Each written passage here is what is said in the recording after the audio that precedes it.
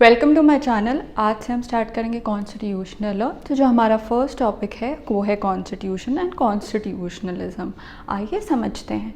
अब जो कॉन्स्टिट्यूशन है वो एक डॉक्यूमेंट है जिसके अंदर एक प्रॉपर फ्रेमवर्क दिया हुआ है कि गवर्नमेंट कैसे गवर्न करेगी कंट्री को। इसके साथ साथ रूल्स एंड रेगुलेशंस, प्रिंसिपल्स और राइट्स दिए हुए हैं दोनों सिटीजन्स के और गवर्नमेंट की। दूसरी तरफ है कॉन्स्टिट्यूशनलिज्म। अब कॉन्स्टिट्यूशनलिज्म एक कॉन्सेप्ट है जो कहता है कि कॉन्स्टिट्यूशन के साथ साथ एक लिमिटेड गवर्नमेंट होनी चाहिए जिसके ऑर्गन्स के बीच में एक चेक्स एंड बैलेंसेस मेंटेन हो। जो गवर्नमेंट है वो आर्बिट्रेरी पावर्स एक्सरसाइज ना करे और एक अकाउंटेबल गवर्नमेंट हो। इसके साथ साथ एक चीज़ आप हमेशा ध्यान में रखिएगा कि अगर कॉन्स्टिट्यूशन है किसी कंट्री में तो गारंटी नहीं है कि वहाँ पे कॉन्स्टिट्यूशनलिज्म भी होगा। इसका सबसे बड़ा एग्जाम्पल है जिम्बाब्वे, जहाँ पे कॉन्स्टिट्यूशन तो है पर कॉन्स्टिट्यूशनलिज्म नहीं है। अगर किसी कंट्री में मोनार्की या डिक्टेटरशिप है तो वहाँ पे कॉन्स्टिट्यूशन तो एक बार को फिर भी हो सकता है पर कॉन्स्टिट्यूशनलिज्म कभी नहीं, क्योंकि कॉन्स्टिट्यूशनलिज्म तो कहता ही यही है कि लिमिटेड पावर्स हों।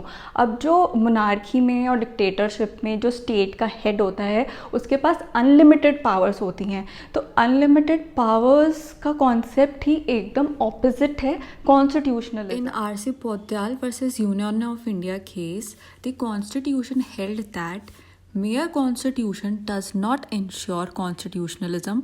It needs political maturity. Political maturity is crucial for the effective practice of constitutionalism as it involves the understanding, respect, and commitment to the principles and values embedded in the Constitution. It requires political leaders and institutions to embrace the rule of law, maintain the separation of power, uphold checks and balances, engage in consensus building, and protect individuals' rights and liberties.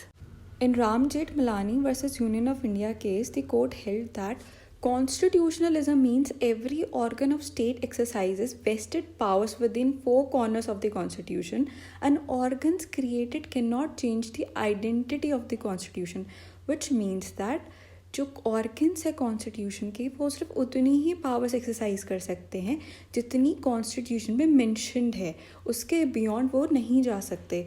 और जो organs हैं, जो government है, वो constitution की identity को change नहीं कर सकती।